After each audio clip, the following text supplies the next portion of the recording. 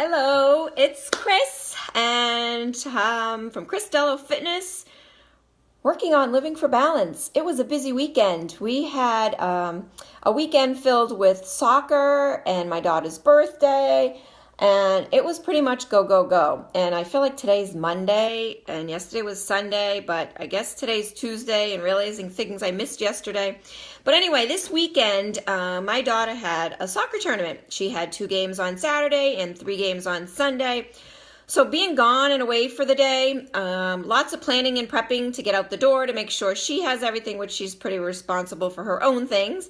And then making sure we have snacks and food and water and chairs and blankets and the proper attire in case it's raining or cold or hot.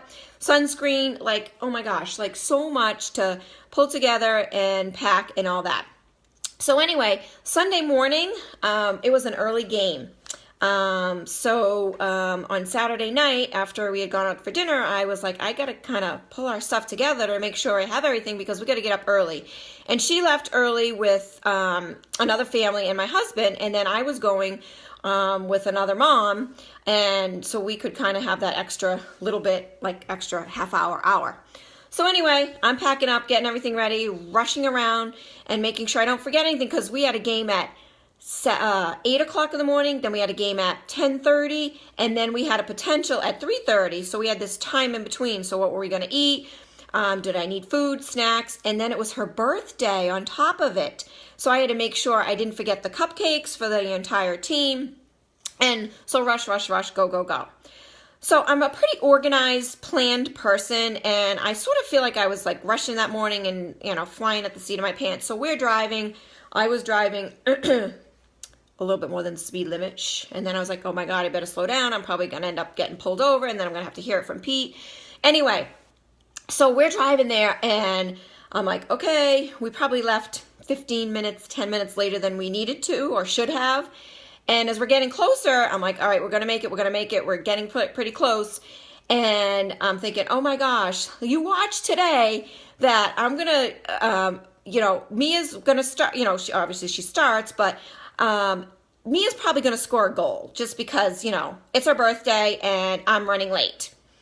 So we pulled in to the parking lot and we started getting out and getting our stuff. And my friend's like, oh no, I'm just going to go to the game and I'll get my chair after. And then she's like, no, I'll get my chair. And all of a sudden I'm gathering all my stuff because I had been rushing and pulling it all together to get over the field. And we hear, all this cheering. Guess what? Guess what the mother missed? Yep, the mother who was late by 5 minutes, ding, ding, ding, on her phone. Mia just scored. Did you see Mia score? Mia scored. Did you miss her? Yeah, and I'm like, they're joking. They're just saying that because I'm 5 minutes late. So I walk over to the field, and my husband's giving me a look, and then all of a sudden the coach gives me a hard time, and then I have to walk across the field to face all the parents, and I knew I would be hearing it, and of course, boom, boom, boom. Yep. Oh, Mia had the nicest goal. Oh, you missed her goal. Oh, where were you? So I heard it all day long because then I was there all day with the parents, with the players, with the coaches, and I heard it. So my friend says to me, so there you go. There it is. Lesson learned. Don't be late. And my daughter is always on time. She is like, wants to be somewhere a half hour before the time. Mom, we gotta go. She's on me. It's the most stressful thing getting out the door with her. And for me, I am trying to jam in as much as I can on my to-do list, my crazy to-do list every day. And yeah, I missed her first goal of the entire season on her birthday. So needless to say, I was a little bit upset. I was a little bit emotional. I was a little bit, okay, how can I handle this? And so I, kind of sat back and I thought to myself, all right, I'm going to look at this positively.